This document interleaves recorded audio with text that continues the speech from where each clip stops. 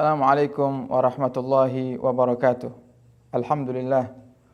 Alhamdulillahilladzi hadana bi abdihil mukhtari man da'ana ilaihi bil idni wa qad nadana labbaika ya man dallana wa hadana. Allahumma salli wa sallim wa barik wa karrim wa majjid wa azim ala sayyidina wa habibina wa syafi'ina wa qurrati a'yunina wa nuri qulubina maulana Muhammad. Miftahi babi rahmatillah adada ma fi ilmillah salatan wa salaman daimaini bi dawami mulkillah. Amma ba'd. Ikhwani hafizakumullah. Sebagian para ulama mengatakan bahwasannya ada 4 golongan yang tidak akan mendapatkan ampunan Allah Subhanahu wa taala di bulan suci Ramadan. Dan insyaallah akan kita bahas satu persatu di setiap tayangan-tayangan ini, di setiap video-video kita. Dan saat ini kita akan bahas yang pertama adalah qati'ur rahim. Orang yang memutus tali silaturahim. Baik itu dengan keluarganya, dengan gurunya, dengan sahabatnya, atau dengan orang-orang terdekatnya, orang-orang yang dia kenal. Memutus tali silaturahim adalah sebuah tindakan yang sangat dibenci oleh Allah Subhanahu wa taala. Dan kebanyakan sebab orang itu memutus tali silaturahim, ikhwani hafizakumullah, adalah karena adanya permasalahan. Entah itu orang yang tadinya dia dekat dengan dia baik, tapi ternyata ada kalanya dia itu menyinggung perasaan kita. Sehingga kita sakit hati, kita benci dengannya, bahkan kita marah dengannya. Barulah di saat itu, karena muncul kebencian, sehingga kita mengambil tindakan untuk memutus tali silaturahim dengan orang tersebut. Sekarang, yang perlu kita sadari, ikhwani hafizakumullah, adalah kita ini hidup di dunia sebagai manusia. Dan sebagaimana yang kita tahu, bahwasannya manusia itu, al-insan, mahallul khata'wan wan nisyan. Manusia itu tempatnya salah dan tempatnya lupa. Bisa jadi kesalahan itu datangnya dari diri kita, atau kesalahan itu datangnya dari orang lain. Sehingga kalau tidak kita yang salah kepada orang lain, maka ya orang lain akan salah kepada kita. Dan inilah kehidupan. Artinya kita akan temukan saat-saat di mana mungkin kita yang menyakiti orang lain tanpa kita sadari, sehingga kita wajib untuk minta ridha dan minta maaf kepadanya. Atau kita akan temukan saat di mana ada orang lain yang menyakiti hati kita. Oleh karenanya mari kita gunakan akal sehat kita, karena kita hidup bersama manusia, dan manusia ada yang faham tentang adab, ada yang faham tentang akhlak, bahkan yang faham pun terkadang ada saatnya dia lupa, sehingga dia menyakiti hati kita. Maka saat ini yang perlu kita benahi adalah diri kita. Kita sadarkan dalam hati kita bahwasannya kita hidup dengan manusia. Sehingga ada saatnya orang tersebut menyakiti kita. Ada saatnya keluarga kita, atau mungkin teman kita, atau mungkin sahabat kita, atau orang yang kita kenal menyakiti hati kita. Lantas apa yang harus kita lakukan? Yang pertama adalah mudah memaafkan. Dan memang sulit. Ya, sulit. Tapi memang kalau kita berpikir, ikhwani hafizakumullah, tidak ada ibadah yang enak, nyaman, itu tidak ada. Kecuali di saat kita sudah mencapai maqam kekasih Allah Subhanahu wa taala. Mereka bisa merasakan nikmatnya beribadah, mereka bisa merasakan ibadah itu lebih nikmat daripada sesuatu yang bersifat duniawi. Sedangkan kita kan belum sampai ke derajat tersebut. Maka ayo kita sadar, ya. Ayo kita rubah, ya. Akal kita rubah pemahaman kita terkait dengan hidup dengan manusia ini. Sehingga kalau kita menjadi orang yang mudah memaafkan, maka kita akan maklumi. Oh, mungkin di saat ada orang menyakiti kita, bahasanya ceplas-ceplos kepada kita, oh mungkin ya kita husnudzon, mungkin dia sedang sumpek, mungkin dia sedang ada masalah, mungkin dia sedang ada hal-hal yang mungkin tak enak di pikirannya, sehingga dia ceplas-ceplos kepada kita, dia ngomong tanpa memperhatikan hati kita. Kita husnudzon saja, kita memaklumi. Toh juga ada saat-saat kita mungkin di masa-masa lalu kita nyakiti hati orang. Nah, makanya daripada apa yang terjadi kepada kita dari orang lain itu, jika itu menyakiti hati kita, seyogianya bagi kita untuk memaafkan, memaklumi, kemudian berhusnudzon. Dan jika kita lakukan hal-hal ini, hal-hal baik ini, maka niscaya hidup kita ini akan merasa nikmat. Kita akan merasa nyaman. Kita akan merasa tenang, hidup dimanapun. Tapi jika kita punya sifat yang pembenci, kita punya sifat marah, kita punya sifat pendendam, hidup dimanapun Anda pasti akan tidak betah. Kenapa? Karena kita mau tinggal di kota A, kita tinggal dengan manusia. Kita pindah ke kota B, kita tinggal dengan manusia. Kita pindah ke kota C pun juga kita tinggal dengan manusia. Sehingga yang ada di sekitar kita semuanya manusia. Nah, jangan sampai permasalahan-permasalahan yang terjadi di antara manusia ini, di antara kita dan orang lain, menjadikan sebab terjadinya qati'ur rahim, memutus tali silaturahim. Kenapa seperti itu?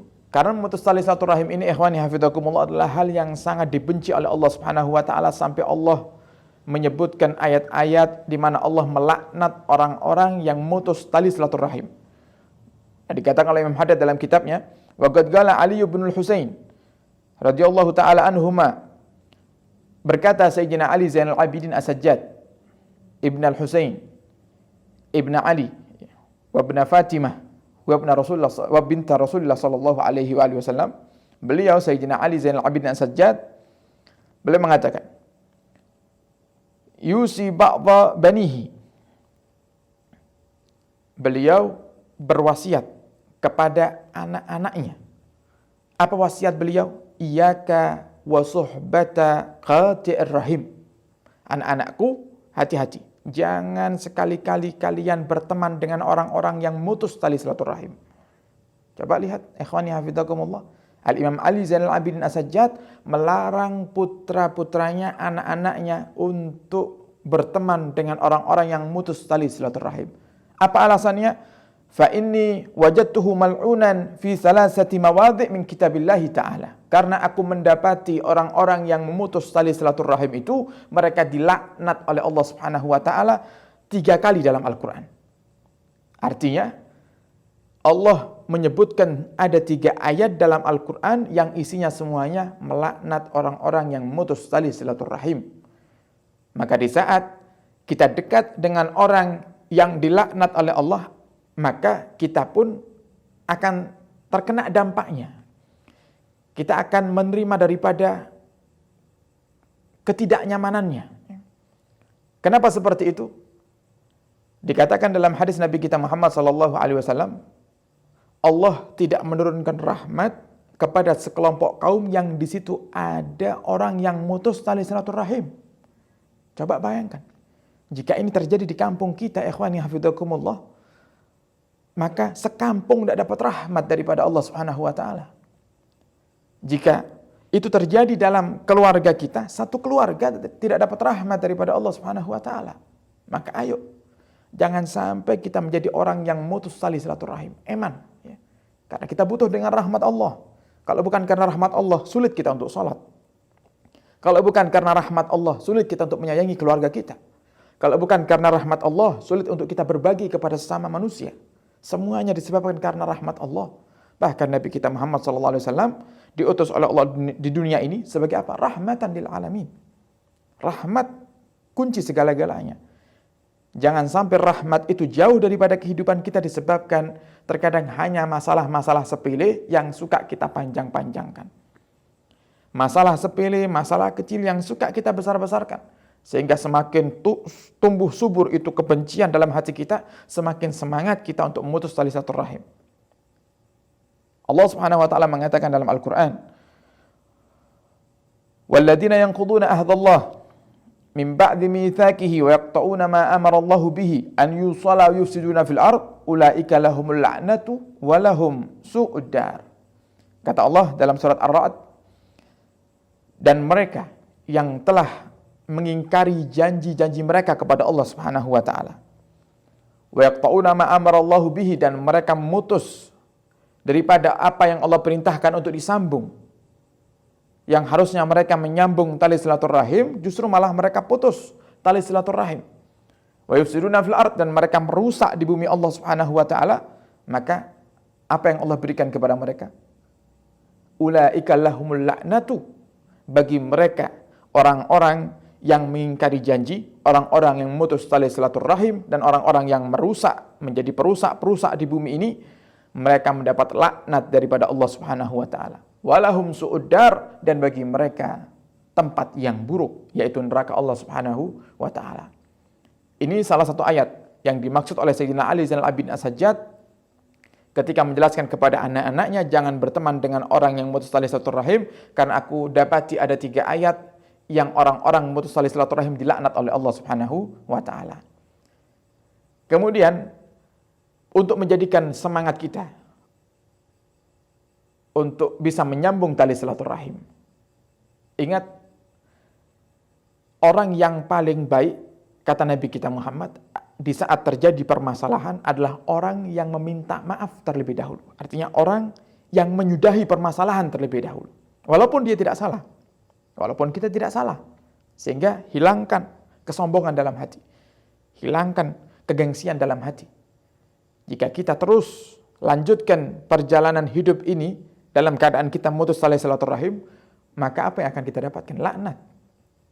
Allah sudah katakan, walahum su'uddar, dan bagi mereka adalah neraka. Su'uddar, seburuk-buruknya tempat, yaitu neraka Allah Subhanahu wa taala.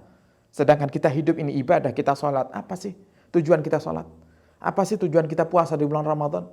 Apa sih tujuan kita menjalankan ibadah-ibadah sunnah? Tujuannya adalah untuk mencari ridha dan rahmatnya Allah. Yang dengan ridha dan rahmat Allah tersebutlah kita bisa menggapai surganya Allah Subhanahu wa taala. Sehingga di saat kita memutus tali silaturahim, otomatis kita jauh daripada surganya Allah Subhanahu wa taala. Nah, maka mari kita buang kesombongan dari hati kita. Kita sambung kembali tali silaturahim agar di bulan Ramadan tahun ini kita mendapatkan ampunan daripada Allah Subhanahu wa taala. Dan untuk lebih semangat lagi, orang yang menyambung tali silaturahim itu, ikhwani, dikatakan oleh Nabi kita Muhammad, man sarrahu an yumadda lahu fi umrih wa yuwassa'a lahu fi rizqihi wa yudfa anhu maitatus su' falyattaqillah wal yasal rahimah. Kata Nabi kita Muhammad, barang siapa yang punya keinginan untuk dipanjangkan umurnya, diluaskan rizkinya, dicegah dari segala macam bahaya, dan dicegah dari mati dalam keadaan su'ul khatimah, maka hendaknya dia bertakwa kepada Allah dan dia menyambung tali silaturahim. 3 hal yang akan kita dapatkan dengan kita menyambung tali silaturahim, yaitu Allah akan panjangkan umur kita. Dipanjangkan umur bisa, sebagian ulama mengatakan bisa artinya berubah umur kita. Yang tadinya Allah takdirkan umur kita misalnya 70 tahun bisa berubah jadi 80 tahun, 90 tahun. Atau ada sebagian ulama mengatakan tidak berubah. Umurnya tetap 70 tahun tapi lebih diberkahi oleh Allah Subhanahu wa taala. Dan juga kita akan dapatkan rezeki yang luas, rezeki yang banyak. Dan yang ketiga, kita akan dijauhkan daripada mati su'ul khatimah. Nah, sekarang kita lihat saat ini, mungkin ada di antara Anda yang mendengarkan suara kami, kok Anda merasa hidup banyak masalah, hidup sulit rezekinya, sempit rezekinya. Ayo kita lihat, jangan-jangan ada orang-orang di luar sana yang kita memutus tali silaturahim dengannya. Coba sambung lagi tali silaturahim. Maka Anda akan dapatkan apa yang Anda inginkan, di antaranya adalah rezeki yang diperbanyak oleh Allah Subhanahu wa taala. Ikhwani hafizakumullah. Kita berharap kepada Allah Subhanahu wa taala semoga Allah tidak jadikan kita termasuk hamba-hambanya yang memutus tali silaturahim, dan semoga Allah jadikan hati kita hati yang pemaaf, hati yang tidak mudah marah, hati yang tidak sombong, dan semoga Allah Subhanahu wa taala menjadikan kita termasuk daripada golongan hamba-hambanya yang mendapatkan ampunan dan itqum minan nar di bulan Ramadan kali ini. Amin ya rabbal alamin. Hakadha minni wal afu minkum. Wassalamualaikum warahmatullahi wabarakatuh.